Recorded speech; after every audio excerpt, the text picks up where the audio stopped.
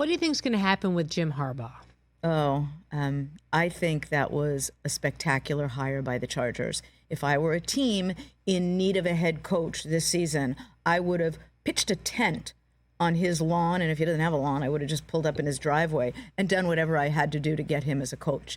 I had the opportunity to see him recently at the Chargers' new headquarters, and I am excited to see what he does. I use this expression that the best coaches best position their players to be their best.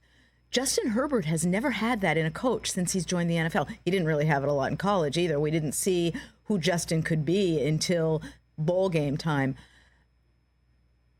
I think Jim is going to bring out in Justin that which I thought when I said, draft that man. And he's never had that since being with the Chargers. No one has best positioned him to be his best. It seems to me, and forgive me if I'm wrong, that Jim Harbaugh would be the exact kind of coach that Al would have wanted as a Raiders coach. We had him as an assistant one year.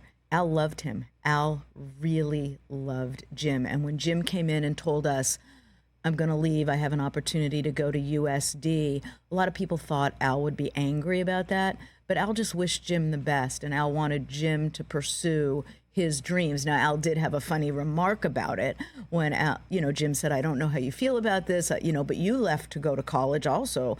And Al looked at him and said, yeah, I went to USC. I didn't go to USD. But the point is, I had the opportunity to work with Jim one year and to watch the relationship between Jim and Al did really, really respect and like Jim. Who's the coach right now in 2024 that Al would hire to be the head coach if he were still there? He may well have stayed with Antonio Pierce, as the Raiders did, because Pierce had the Raiders playing like Raiders. He had that team playing with a passion that we haven't seen in a while. He may well have gone after Jim Harbaugh. Of course, you're saying now in 2024. Do you think he would have hired Belichick if he were available? You know what? He might have. When I was only involved in one coaching search my entire career, and you're smiling because I love, kids use that expression, humble brag. There is no such thing as a humble brag. Humble and brag, that's an oxymoron. I'm just flat out bragging. Al had me involved in one coaching search my entire career. He had me meet with every candidate. One of them was Bill. After we met with all the candidates, he called me and he said, which one would you hire? And I said, Bill. He didn't. He went in another direction, hired another good coach. After Bill started performing as Bill did, Al would always say to me, you know how to pick a coach, kid. Who was the coach that he took at the time? He took Gruden, who did a very good job. But I thought he should have hired Bill. Who do you think is going to be better on TV, Brady or Belichick? You know what? I'm going to say the same thing that I always say when people say, who was responsible for the wins in New England, Brady or Belichick? Both. They're going to be very, very, very different and in different roles, because Belichick is just commenting and yakking and talking and analyzing, and Brady's talking with someone in his ear, letting him know, you have 2 seconds, you have 1 second, go, go, go, go. I think they're different roles. I'm excited to see Bill kind of unplugged. When you talk to Bill and he's not with the team, if you're just in a social setting, he's hilarious. I hope we get to see that on air. Amy Trask here on the Rich Eisen Show. Suzy Shuster in for Rich. We talked about this to start the show in hour number one. And if you missed hour number one, go watch it on YouTube. See it on Roku. It'll re-air all day, which is so great. And then you can take it in however you take in your podcast. We talked about this to start the show.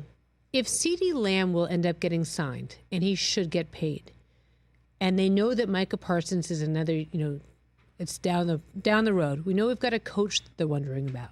We know that we've got a quarterback they're wondering about.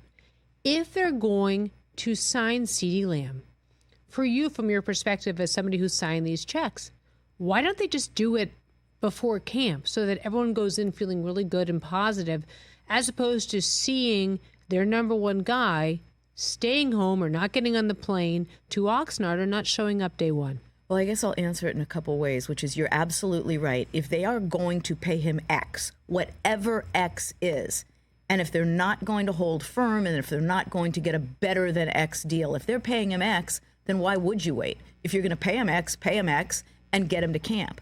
But they have a real problem because you just nailed it, Suzy. CeeDee Lamb, Micah Parsons, Dak Prescott.